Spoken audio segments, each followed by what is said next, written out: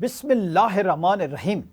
السلام علیکم ناظرین، میں ہوں جی ایم جمالی اور آپ دیکھ رہے ہیں ڈیجیٹل کے سب سے بڑے چینل نیوز پاکستان کا پروگرام اے ٹو زی۔ ناظرین، خبر ہے کہ پاکستان اور افغانستان جنگ بندی برقرار رکھنے پر رضامند ہو گئے ہیں۔ ترکی اور قطر کی ثالثی میں پاکستان اور افغان طالبان کے درمیان ہونے والے مذاکرات استنبول میں اختتام پذیر ہو گئے۔ ترکیہ کی وزارت خارجہ نے اس سلسلے میں اعلامیہ بھی جاری کر دیا۔ اعلامیہ کے مطابق مذاکرات 25 تا 30 اکتوبر تک استنبول میں ترکیہ اور قطر کی ثالثی میں منعقد ہوئے۔ چاروں فریقین نے جنگ بندی کے تسلسل پر اتفاق کیا۔ ترکیہ کی وزارت خارجہ کی جانب سے کہا گیا کہ مزید اقدامات پر غور کے لیے 6 نومبر کو اعلیٰ سطح اجلاس استنبول میں منعقد ہوگا۔ تمام فریقین نے امن کے تسلسل اور خلاف ورزی کرنے والے فریقین کے لیے سزاؤں پر اتفاق کیا۔ اعلامیہ میں کہا گیا کہ ترکیہ اور قطر نے دونوں فریقین کی شراکت کو سراہا۔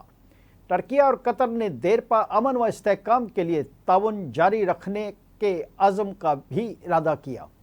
جی ناظرین، دوسری جانب وزیر مملکت برائے امور داخلہ طلال چودھری نے کہا ہے کہ آج پاکستان کے اصولی موقف کی جیت ہوئی ہے۔ امید ہے کہ چیزیں مثبت طریقے سے آگے بڑھیں گی۔ پاکستان اور افغان طالبان کے درمیان مذاکرات کے مشترکہ اعلامیہ پر رد عمل دیتے ہوئے انہوں نے کہا کہ افغانستان کا امن پاکستان کے ساتھ جڑا ہوا ہے۔ طلال چودھری کا کہنا تھا کہ پاکستان چاہتا ہے کہ کسی بھی سرزمین پاکستان کے خلاف استعمال نہ ہو۔ وزیر مملکت نے خبردار کیا کہ اگر افغانستان بھارت کی پراکسی بنا تو ہو سکتا ہے افغانستان اپنی خود مختاری بھی کھو بیٹھے۔ طلال چودھری کا یہ بھی کہنا تھا کہ افغانستان کو سمجھنا چاہیے کہ بھارت ان کی سلامتی و خود مختاری کی ضمانت نہیں دے سکتا۔ ادھر وزیر دفاع خواجہ محمد آصف نے کہا ہے کہ قطر اور ترکی کی کوشش ہے کہ بہتر نتائج آ سکیں۔ ہمیں افغان طالبان رجیم سے کوئی امید نہیں۔ ثالث مذاکرات میں مخلص ہیں اور مسئلے کا حل چاہتے ہیں۔ وزیر دفاع نے کہا کہ ہم اپنے ثالثوں کی بات نہیں ٹال سکتے۔ ثالثوں نے ہمارے موقف کی تائید کی ہے۔ خواجہ آصف نے کہا کہ ہمارے وفد کو استنبول ایئرپورٹ سے واپس بلایا گیا۔ انہوں نے کہا کہ اس وقت پاکستان اور افغانستان کے درمیان شٹل ڈپلومیسی ہو رہی ہے۔ ثالثوں کے ذریعے مختلف مسودے شیئر کیے جا رہے ہیں۔ پاک افغان وفود آمنے سامنے بیٹھ کر بات نہیں کر رہے۔ وزیر دفاع نے کہا کہ کل مذاکرات کے حوالے سے ہماری امید ٹوٹ گئی تھی۔ انہوں نے کہا کہ بھارت نے جارحیت کی تو بھرپور جواب دیا جائے گا۔ دوسری طرف سماجی رابطے کی ویب سائٹ ایکس پر ایک پیغام میں خواجہ محمد آصف نے کہا کہ افغان وفد کا کہنا ہے کہ ٹی ٹی پی کے دہشت گرد اصل میں افغان سرزمین پر پاکستانی پناہ گزین ہیں۔ خواجہ آصف نے سوال اٹھایا کہ یہ کیسے پناہ گزین ہیں جو اپنے گھروں میں انتہائی تباہ کن اسلحے سے مسلح ہو کر جا رہے ہیں؟ یہ کیسے پناہ گزین ہیں جو بسوں، ٹرک یا گاڑیوں پر سوار ہو کر نہیں جا رہے؟ یہ چوروں کی طرح پہاڑوں میں دشوار گزار راستوں سے پاکستان میں داخل ہو رہے ہیں۔ وزیر دفاع نے کہا کہ یہ تعویل ہی افغانستان کی نیت کے فتور اور خلوص سے عاری ہونے کا واضح ثبوت ہے۔ جی ناظرین، دریں اثنا DGISPR لیفٹیننٹ جنرل احمد شریف چودھری نے کہا ہے کہ پاک فوج دفاع وطن کے لیے پرعزم ہے۔ کسی بھی بیرونی جارحیت کا جواب سخت اور شدید ہوگا۔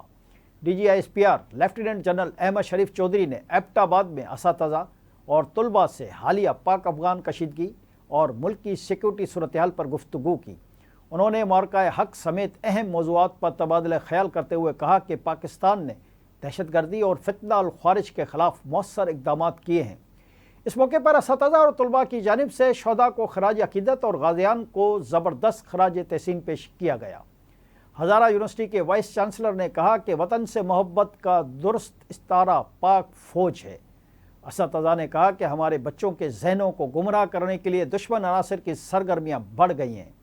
اس موقع پر طلباء نے گفتگو کرتے ہوئے کہا کہ آج ہمیں پاک فوج کے خلاف پھیلائی جانے والی غلط باتوں سے متعلق درست معلومات حاصل ہوئی ہیں۔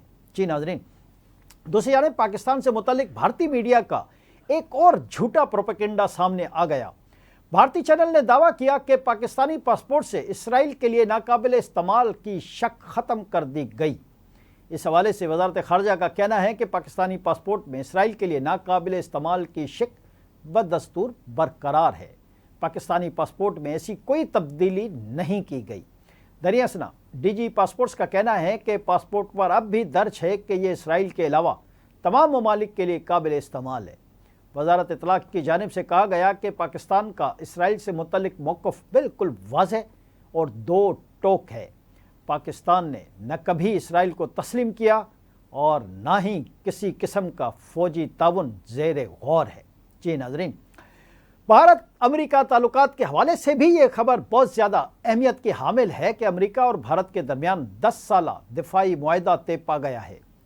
अमेरिकी वज़ीर जंग पेट बिगस्ट के मुताबिक ये फ्रेमवर्क इलाकाई इस्तेहकाम और दिफाई डिटर्नेंस के लिए संगे बुनियाद की हैसियत रखता है।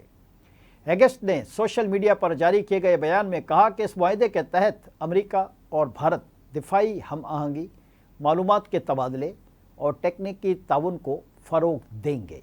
जी नाज़रीन, जाते जाते ये खबर भी आपसे शेयर करते चलें कि फ्रीडम नेटवर्क ने पाकिस्तान में साफ़ियों पर हमलों से मुतल्लिक सालाना रिपोर्ट जारी कर दी है। फ्रीडम नेटवर्क की जारी करदा रिपोर्ट के मुताबिक पाकिस्तान में साफ़ियों पर हमलों में 60% इजाफ़ा हुआ है, जिससे इज़हार राय की आज़ादी को ख़तरा लाहक है।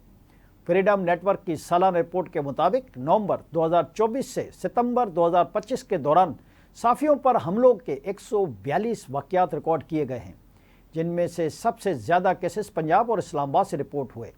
रिपोर्ट में बताया गया है कि वफाकी हुकूमत के पहले साल के दौरान 36 मुकदमा दर्ज किए गए, जिनमें से 22 पीका और 14 पाकिस्तानी पेनल कोड के तहत थे। आज के लिए इतना ही। अगले प्रोग्राम तक के लिए अपने मेज़बान जी एम जमाली को इजाज़त दीजिए। अल्लाह हाफ़िज़।